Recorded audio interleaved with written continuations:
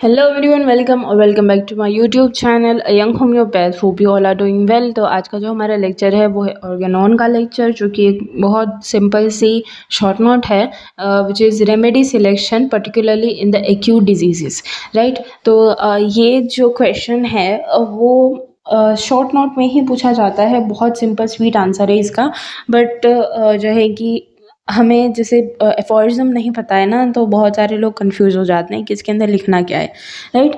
तो शुरू करते हैं। फर्स्ट थिंग, एक्यूट डिजीजेस क्या हैं, राइट। ये आपको पता होना चाहिए, तभी जाकर आप उसका रेमेडी सिलेक्शन कर पाओगे, राइट।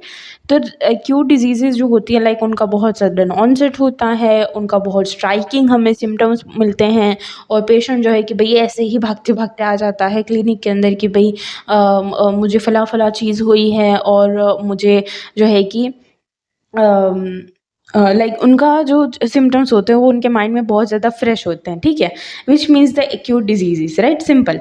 सो एक्यूट डिजीज़ जो हैं वो, अगर हम हेनेमेनियन क्लासिफिकेशन देखते हैं, तो हेनेमन सर जो हैं उन्होंने इसको 3 टाइप्स के अंदर क्लासीफाई किया है। Individual disease, right, the majority one are the individual disease. Second thing which is sporadic, ठीक है, किसी एक एरिया के अंदर बहुत ज़्यादा केसेस आए हैं। इन दी एपिडेमिक डिजीज़ेस, सो उसके अंदर जैसे कि पूरे एक स्टेट के अंदर ज़्यादा केसेस आ रहे हैं, पूरे एक हमारे लाइक इंडिया के अंदर बहुत ज़्यादा केसेस आ रहे हैं, which means the epidemic disease, ठीक है। तो जैसे सर्टेन डिजीज़ है, लाइक अगर मानसून आ जाता है तो मलेरिया डेंगू ज़्यादा होने लगते हैं। अगर विंटर्स आ जाते हैं तो लोगों को ब्रोंकाइटिस निमोनिया होने लगता है, ठीक है। Which kind of epidemic disease, right. Sporadic भी हो सकती हैं ये, like area to area wise differ कर सकती हैं। So all this type have their own features, right. जैसे मैंने आपको डिफरेंशिएट करके बताया, तो डिफरेंशिएट करके ही आप समझ सकते हो इनको। तो उनके अपने कुछ फीचर्स हैं, and they have their own way to select a medicine, right. जैसे इन दोनों का आप थोड़ा सा सिमिलर हो सकता है, लेकिन जो हमारी एपिडेमिक डिजीज़ है उसका पूरा का पूरा आपने जीनस एपिडेमिकस पढ़ा है, राइट। कि उसके लिए हमें बहुत सारे लोगों का हमने जैसे केस टेकिंग किया, देन ग्रुप टोटालिटी बनाई, देन उसके बाद हमने कुछ सिम्टम्स लेकर उसके लिए मेडिसिन सेलेक्ट की। तो उसका एक पूरा अलग सिनारियो है, but majority of these two, like individual and sporadic, हम जो नॉर्मल ओपीडी के अंदर केस टेकिंग करते हैं, सिलेक्शन करते हैं, वो उस तरीके से होता है। And researching the specific remedy for the acute disease is easy than the chronic diseases, right? क्यों? Because of these two symptoms, right. कि भाई जो क्रॉनिक, सिंपल सी, अगर मैं आपको इन दोनों टर्म्स के अंदर भी ना जाऊँ, दोनों चीज़ों के अंदर भी ना जाऊँ, सिंपल सी चीज़ है, जैसे मैंने आपको पहले ही बताया कि एक्यूट डिजीज़ होती क्या है।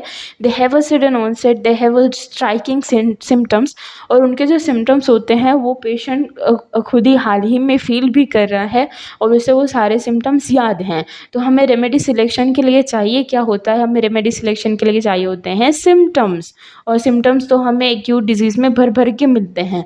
लेकिन जब आप क्रॉनिक डिजीज़ का केस टेकिंग करने बैठोगे, पेशेंट या तो भूल जाएगा, या फिर तो उसे लगेगा मेरे जीवन का ही ये सिम्टम एक हिस्सा बन गया है, या फिर तो जो है कि उसे लगेगा कि ये सिम्टम कोई काम का ही नहीं है, ठीक है। तो ऐसे सारे different different kind of symptoms आपको सिर्फ क्रॉनिक डिजीज़ में देखने को मिलेंगे, not in the acute disease, right.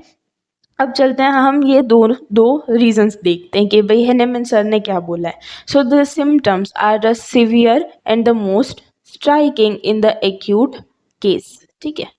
दूसरी चीज़ है, patient narrate them easily even without any questioning, ठीक है। कि भाई जैसे आप देखते हो कि पेशेंट आता है तुरंत, जैसे बहुत सारे ऐसे पेशेंट आते हैं तुरंत ही बोलने लग जाते हैं, मुझे ये हो रहा है, ये हो रहा है, ये हो रहा है, ये हो रहा है, फिर आगे आपने क्वेश्चन करने की ज़रूरत ही नहीं पड़ती, ठीक है। ऐसे भी पेशेंट्स आते हैं, तो ऐसे पेशेंट आपको सिर्फ एक्यूट डिजीज़ में ही मिलेंगे।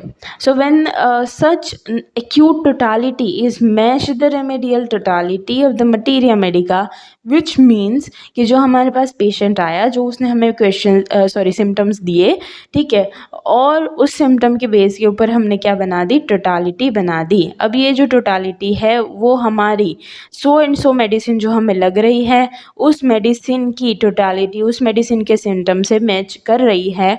So the desired remedy is found which is the base of similia law, right. तो ये जो एक पूरा सेंटेंस है जो कि मैंने इस तरीके से इतना बोल्ड में लिखा हुआ है वो है हमारा फ्रॉम एफोरिज्म नंबर 151, ठीक है। तो remedy in the selection of acute disease खुद अपने आप में एक एफोरिज्म के अंदर है, विच इज़ एफोरिज्म नंबर 151, ठीक है। दूसरी चीज़ है the selection of a medicine must be focusing on.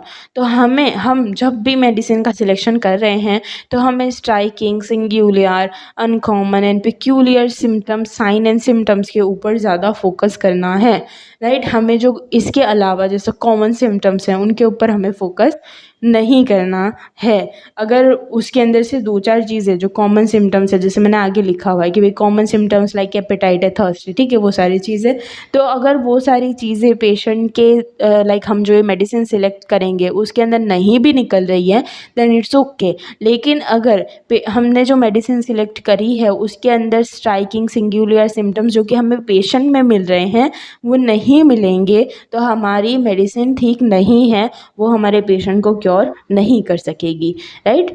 सो ये जो चीज़ है कि भाई जो अनकॉमन सिम्टम्स हैं हमारे जैसे थर्स्ट, एपेटाइट वगैरह चीज़ें हैं तो उन्हें हमें लेस इंपॉर्टेंट देना है। ये चीज़ भी हमें एफोरिज्म नंबर 153 में मिलती है। So that any medicine which covers the striking, singular, uncommon, peculiar symptoms is considered to be the most simillimum medicine. Dr. Hahnemann confidently says that a single dose have a power to cure.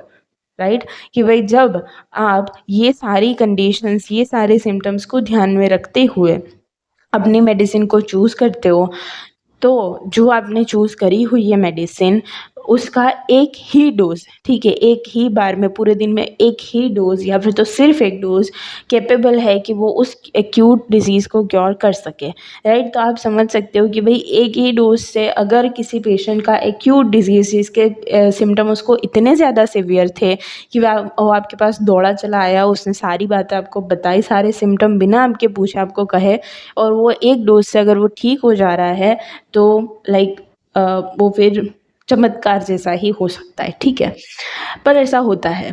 तो ये था हमारा remedy selection in acute disease, ठीक है। ये short note थी और इसके अंदर इतना ही डेटा मिलता है। इसके अंदर हमने एफोरिज्म नंबर 151 एंड 153 के बारे में बात करी है।